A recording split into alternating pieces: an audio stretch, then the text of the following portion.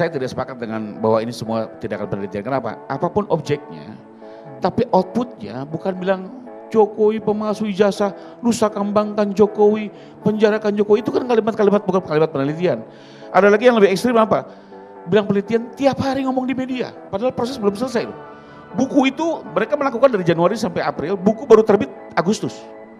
Jadi gimana? Saya sepakat dengan ahli ini. Kesimpulan dulu dilakukan, baru dicari pembenaran. Satu lagi, apa benar penelitian kekuburan orang tua, Pak? Itu betul-betul mengoyak kehormatan nama baik loh.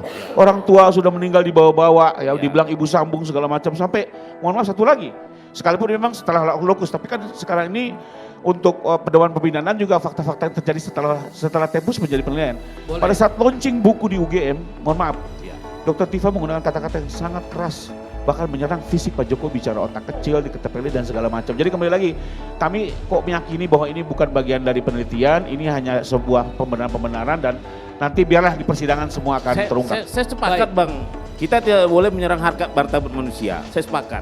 Jadi pertanyaannya kan ini digeser, sebenarnya penelitiannya tidak masalah, yang masalah itu etika penelitinya. Jadi kita jangan berkutat pada masalah penelitian, seakan-akan penelitian dimusuhi Pak Jokowi. Saya peneliti kok gak ada diapa-apain karena etika saya jaga. Jadi intinya seperti itu. mereka bukan Dan kalau Bang peneliti. Buna kami yakin dia Abang Intinya peneliti. bukan peneliti mereka kan? Etikanya menurut Etikanya, saya. tapi dia bukan peneliti artinya. Baik. Peneliti bisa. Bagaimana bilang peneliti? Katanya etikanya nggak ada. Etika penelitinya yang mungkin agak berbeda. Enggak, menurut Bonatua, Pak Bonatua ini, apakah mereka peneliti atau tidak? Mereka peneliti. Nah, kalau mereka peneliti tadi dibilang etikanya nggak ada. Etika orangnya yang sekarang bermasalah, bukan hasil penelitiannya. Nah, berarti hasil penelitiannya itu benar-benar hasil penelitian. Dia bertanggungjawabkan dia pertanggungjawabkan. Ada kan suatu sidang ilmiah. Boleh Seperti itu. saya kurung rembuk mengenai ini kan dikatakan hasilnya 90 sekian persen lah atau sekian puluh sekian palsu atau apa.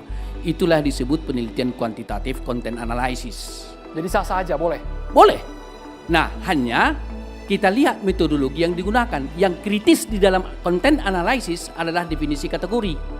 Apakah definisi kategori sudah diuji reliable atau tidak reliable? Gitu ya, diuji kepada ahli di bidangnya. Nah, biasanya ahlinya 3 orang, ganjil, baru dihitung, ada hitungan kuantitatifnya. Nah, kalau reliable, definisi kategori baru bisa kita gunakan. Justru perdebatan kita di situ. Perdebatan orang kelompok Jokowi, perdebatan di metodologi. Bukan perdebatan sementara Bangku. Bukan perdebatan bahwa 90 sekian persen tidak sah, nggak bisa begitu. Karena persoalan metode penelitian atau penelitian itu sangat substansi persoalan katakanlah metodologi yang digunakan. Itu yang kita sangat kritikal. Karena metodologi yang salah, pasti hasilnya salah. Pasti. Jadi oleh karena itulah di sini perdebatan kita. Oleh karena Klaim 99,99% disorot. Adu argumen memanas saat kualitas penelitian dipertanyakan. Klaim tingkat keyakinan yang sangat tinggi menjadi sasaran kritik. Sementara pihak pendukung menegaskan semuanya harus diuji melalui metodologi ilmiah, bukan sekedar opini. Siapa yang paling kuat membuktikan dalilnya? Publik kini menanti jawabannya di forum yang berwenang. maka oleh karena itu mari kita diskusikan. Bukan, kalau kita bicara perhalusnya ya. Kalau Bang Rem katakan itu bukan penelitian.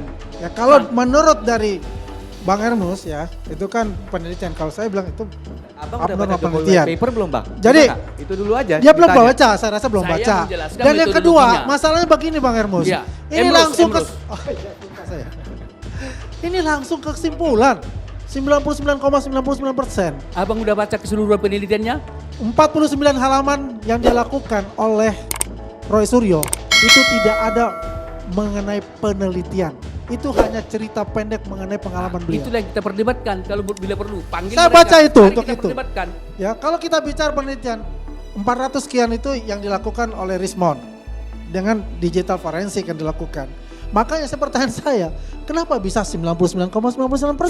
Kalau Dr. Dari mana? Tifanya, Bung Ani? Padahal ya. Bahkan awalnya 1 triliun persen. Nah, 1000 triliun persen gitu. persen. Itu Rismond kan yang mengatakan itu? ya enggak masalah gitu kan. Abang percaya Roy Suryo peneliti atau politikus? Bukan soal itu. Politikus Nah, bisa nggak peneliti? gampang aja, Pak Peneliti Amos. bisa nggak politikus? Bisa nggak? Boleh. Dua pertanyaan tadi, peneliti atau politikus? Itu Sekarang aja. saya bertanya kepada abang. Jangan dulu, saya nanya Tunggu nih. dulu. Saya menanyakan, menurut Bang Baik. Agus, politikus Bisa nggak atau saya jawab? peneliti? Bisa nggak saya jawab pertanyaan dengan pertanyaan? Kalau bicara filsafat, boleh. Kita kalau Kenapa filsafat tidak? Boleh. Iya loh. Saya akan pertanyakan Nah, ini bicara adalah. Jadi pertanyaanmu aku jawab dengan pertanyaan. Itu yang lebih seru, baru filosofis. Ya masalahnya kan pertanyaan saya begini. Ya apa 49 halaman saya baca. Ya, dia kan selalu mengatakan bahwa saya ada peneliti. Mungkin Mas Aziz bisa jelaskan kali Ah. karena kliennya di mana Ya saintifiknya tuh untuk di mana? Dr. Tifa di mana coba? Ya, Bung Aziz, kita saintifiknya. ingin Saya mendengar penasaran juga soalnya. scientific penelitian. Debat panas. Metodologi penelitian menjadi sasaran kritik tajam. Salah satu pihak menilai yang dipersoalkan bukan sekedar hasil, melainkan dugaan penelitian yang sejak awal mengarah pada kesimpulan tertentu. Pihak lain menegaskan inti perdebatan adalah validitas metode dan etika penelitian. Adu argumen pun memanas, sementara publik menanti pembuktian melalui mekanisme hukum dan ilmiah. Orangnya, apa bedanya? Kalau itikat buruk itu, penelitian itu hanya cover aja. Jadi dia sudah mulai dengan kesimpulan. Yang lainnya mengikuti kesimpulan. Misalnya nih ya, ini misalnya. Saya mau kesimpulannya ijazahnya palsu, baru saya cari-cari untuk mendukung kesimpulan itu. Tapi kalau untuk curiosity knowledge, dia masuk itu dengan open mind. Jadi dia tidak tahu palsu atau asli, dia jelaskan datanya apa, dia jelaskan dengan detail metodenya apa, tingkat kesalahannya, probabilitasnya apa. Justru saya memang penasaran, gini, saya baca juga Jokowi White Paper. Saya mau kritik dulu nih, kenapa?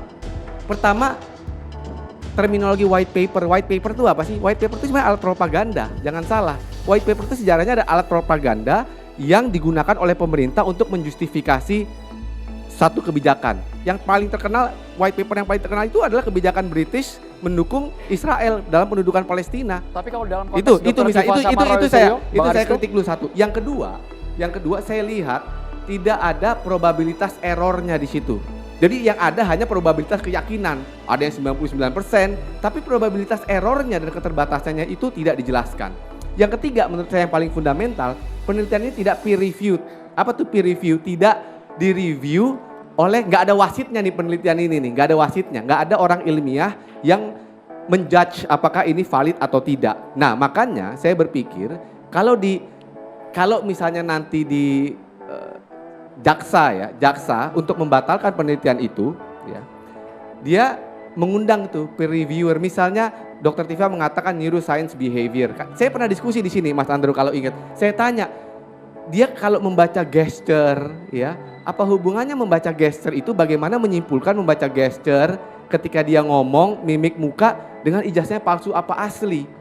Nah itu metodenya di mana pada waktu itu? Nah kalau saya menjadi jaksa, itulah yang harus dibatalkan. Apakah betul ada metode seperti itu? Apakah metode itu bisa menyimpulkan sampai 93%, 95%? Apakah mungkin tadi merubah data tadi Pak Bonatua ya, boleh masuk juga, Bang. kualitatif Bang Bonatua. menjadi kuantitatif. Itu nggak sederhana itu. Data huruf menjadi data angka. Itu mixed methods itu limitasinya besar, metodologinya itu harus strict. Riset atau pembenaran? Perdebatan langsung memanas saat muncul pertanyaan mendasar. Apakah penelitian ini benar-benar mencari kebenaran atau justru berangkat dari kesimpulan yang sudah ditentukan? Kritik terhadap metodologi, peer review, hingga klaim tingkat keyakinan yang sangat tinggi menjadi pemicu adu argumen sengit yang kini menyita perhatian publik. Terima kasih sudah menonton. Jangan lupa like, komen, dan subscribe. Sampai jumpa kembali.